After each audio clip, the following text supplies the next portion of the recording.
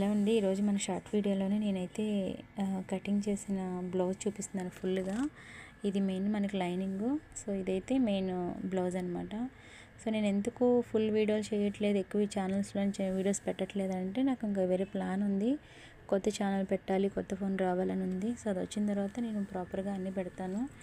చుడిదార్లోని బ్లౌజులు, cutting, stitching అన్నీ పెడతాను. మీకు ఇది నచ్చితే కామెంట్ చేయండి. నేను కటింగ్ ఎలా చూపిస్తాను చాలా సింపుల్గా. ఇదైతే మనకి బ్యాక్ పార్ట్ అనమాట ఇది.